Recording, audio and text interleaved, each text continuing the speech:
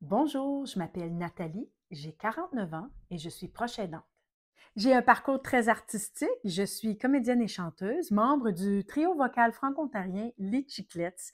Alors, je me suis promenée beaucoup à travers l'Ontario et à travers le Canada à la rencontre des différentes communautés francophones avec mes spectacles de théâtre, mes spectacles avec les Chiclets ou encore avec des émissions de télévision. Je suis originaire de la région de la capitale nationale.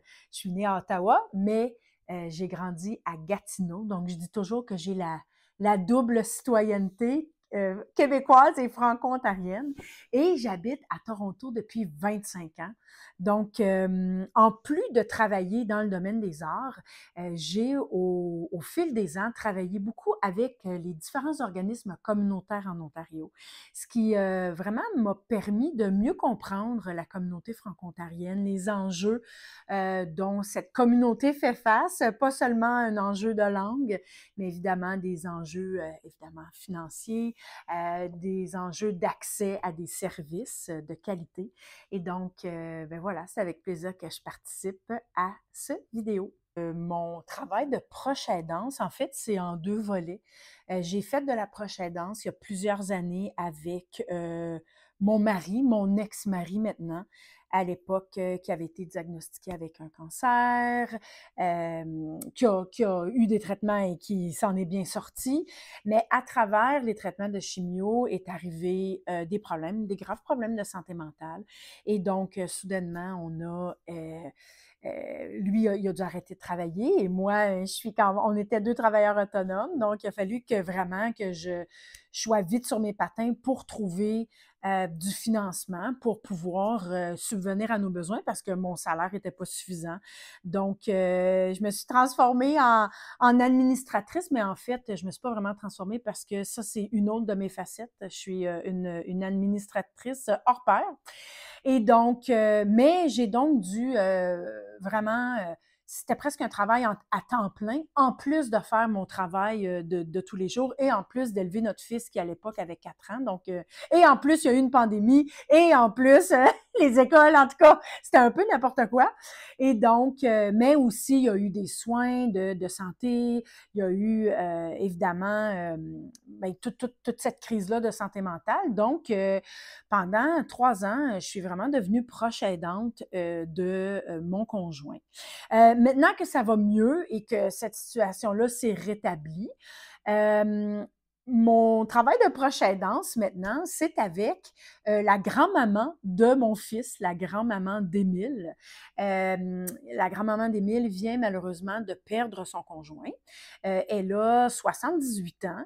C'est une femme que j'adore, mais là, c'est vraiment too much pour elle, en fait. Je suis passée chez elle l'autre fois, là, puis je voyais là, que les dossiers étaient empilés. Je voyais que sa maison, c'est comme une explosion, parce qu'évidemment, quand tu es dans une maison avec ton conjoint pendant de nombreuses années, tu accumules des choses, c'est normal, on le fait tous. Donc, j'ai dit, écoute, Muriel, moi, je vais te donner un coup de main. Je vais te donner un coup de main. Donc, avec elle, je fais une proche aidance de soutien, évidemment de soutien pour aller prendre un café ou parler au téléphone, mais aussi un soutien ménager, je dirais, où je l'aide en fait à reprendre le contrôle de son petit nid pour qu'elle vive mieux, qu'elle mange mieux, qu'elle dorme mieux. Donc, c'est le travail de proche aidance que je fais actuellement. Maintenant, quand on est proche aidant, c'est pas toujours facile de demander de l'aide. Mais parce que moi, j'ai une personnalité où est-ce que je suis productrice, je crée des spectacles, je suis à la tête d'un trio vocal, donc je suis beaucoup dans la gérance, le management. Donc, pour moi, c'est pas un problème de demander de l'aide.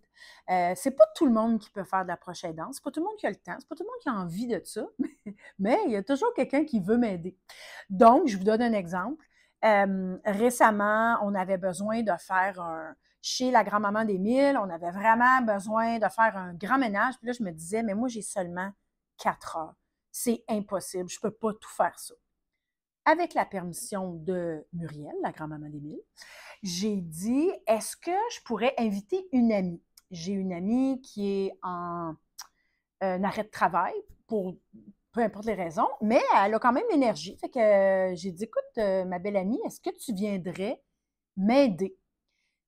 Tu me donnes ce que tu peux. Fait qu'elle m'a dit, ben moi, Nathalie, je suis pas trop en forme. Cependant, pendant que toi, tu ramasses, puis que tu bouges des meubles, puis que tu nettoies, moi, je pourrais aller prendre un café avec la grand-maman d'Émile. Puis peut-être si elle a besoin d'aller se faire couper les cheveux ou aller à la banque, elle dit, moi, je pourrais faire ça. Génial. C'est 1 heure ou 2 de son temps. Moi, ça m'aide vraiment parce que effectivement, je vais être plus efficace dans mes tâches. Donc, ça, c'est chouette. Donc, moi, je dirais vraiment aux gens, si vous êtes capable de demander de l'aide, et dites-vous que les gens le font pour vous, et par la bande, ils le font pour la personne pour laquelle vous faites de la prochaine danse. Donc, soyez pas gênés de demander. Souvent, les gens vont dire, hey, si tu as besoin de moi, là, fais-moi signe.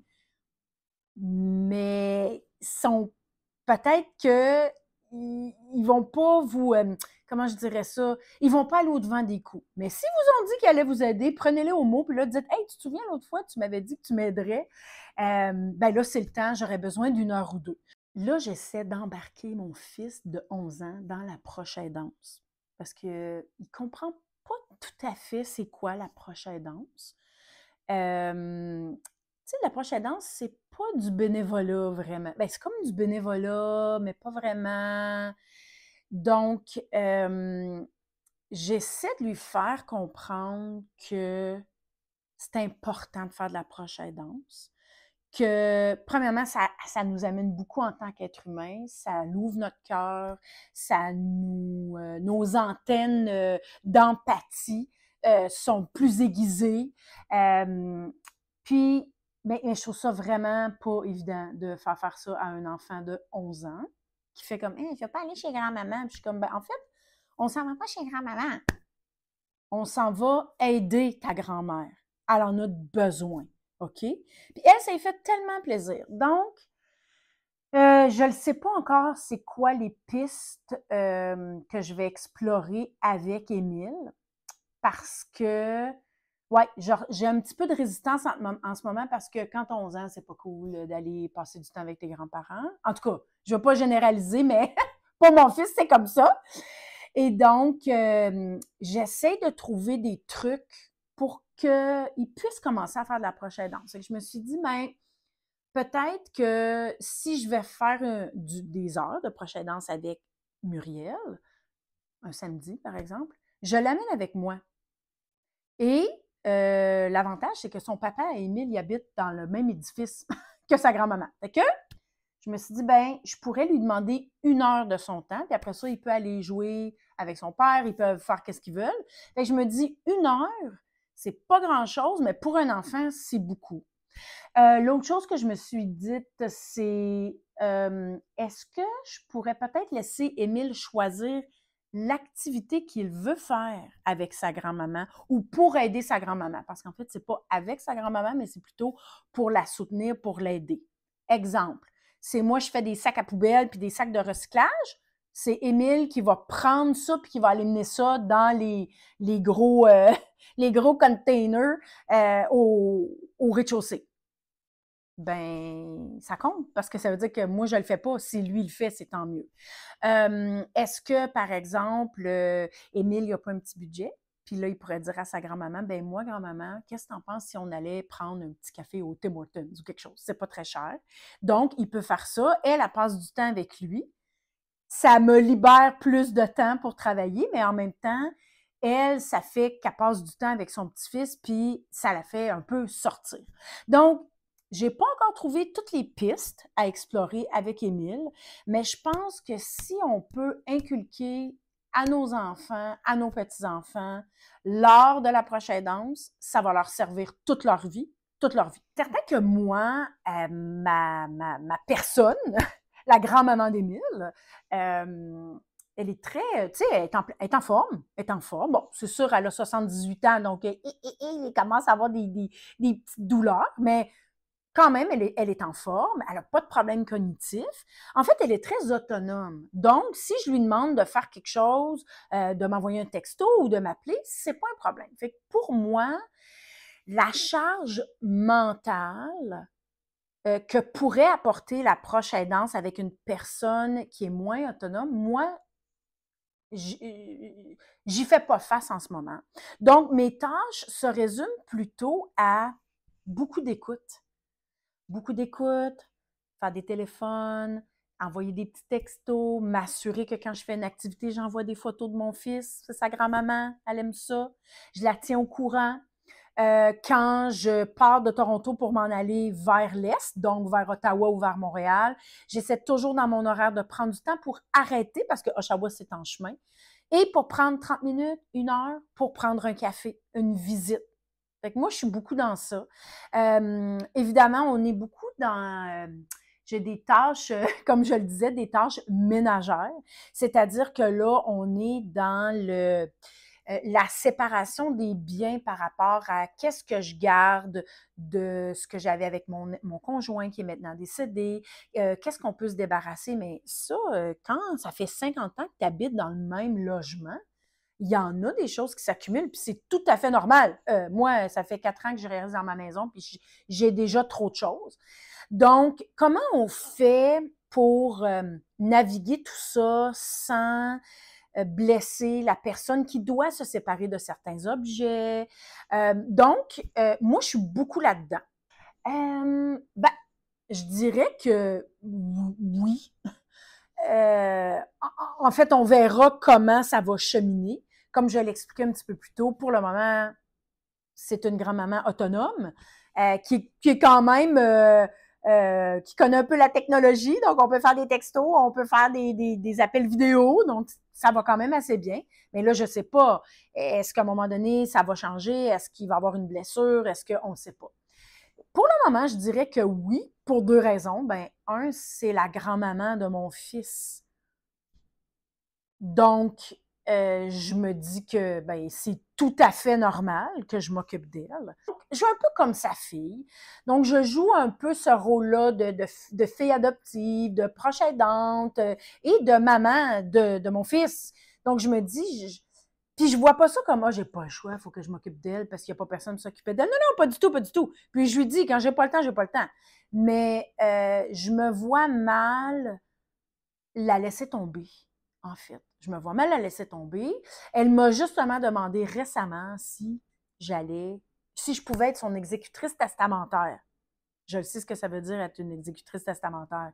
Ça veut dire que quand la personne décède, on te donne le testament, puis t'exécutes toutes les volontés, puis tu dispatches tout ce qu'il y a à faire. C'est quand même une grosse tâche, mais en même temps, je me disais, je ne voyais pas qui d'autre pourrait faire ça là. Fait que j'ai dit oui.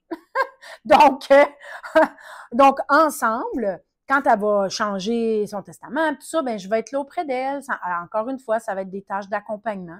Donc, oui, je dirais que je me verrais de faire de la prochaine danse avec elle. Et éventuellement, je vais peut-être faire moins de prochaine danse parce que mon fils va vieillir et mon fils va devenir de mieux en mieux avec ses tâches de prochaine danse.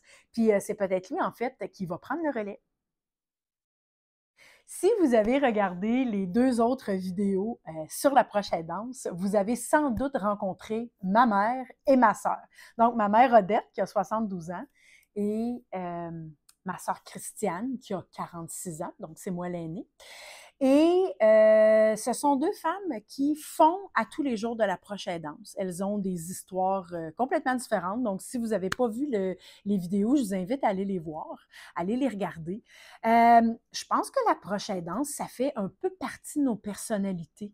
Parce que même si je ne fais pas de prochaine danse, tout comme elle, on est toujours en train de penser au devant des coups, on est toujours en train de planifier, on est toujours en train de dire « Ah, mais il semble que je ferais ça comme ça te donnerait un coup de main. Ah, tu déménages, je vais aller t'aider. » On n'attend jamais, en fait, on n'attend jamais de se le faire demander. On est beaucoup dans l'action et donc de se dire « moi, je vais donner un coup de main. » J'ai posé la même question à ma sœur, j'ai posé la même question à ma mère. Puis on a toutes la même réponse, c'est la valorisation. La valorisation de soi, la valorisation des autres aussi. Donc, moi, j'aime, ça me fait plaisir, ça me fait plaisir d'aider. Puis je dis tout le temps, quand je ne serai pas capable, je vais te dire non. Si j'ai pas le temps, je vais te dire non. Moi, ça me gêne pas de dire non. Puis en plus, dire non, Je pense que c'est une belle façon de mettre ses limites. Puis dans un non, il peut avoir beaucoup d'amour. De dire, écoute, ça ne fonctionne pas, j'ai pas le temps, je préférais te donner du temps plus tard, mais je pense que c'est correct de dire non. Mais c'est vrai que nous, les sœurs Nadon et, et ma mère, on dit souvent oui. Puis des fois, on se fait reprocher de dire trop oui. Mais règle générale, c'est pas un défaut. Donc, la valorisation de soi, c'est ce que ça m'apporte la prochaine danse. Ça m'apporte aussi une façon de mieux me connaître en connaissant mieux l'autre, en fait. Parce que quand on fait de la prochaine danse, on parle avec la personne, on discute, on partage des souvenirs, puis c'est là que tu découvres des choses sur l'autre personne et sur toi en même temps. Fait que moi, je trouve ça vraiment trippant. Puis je trouve ça très inspirant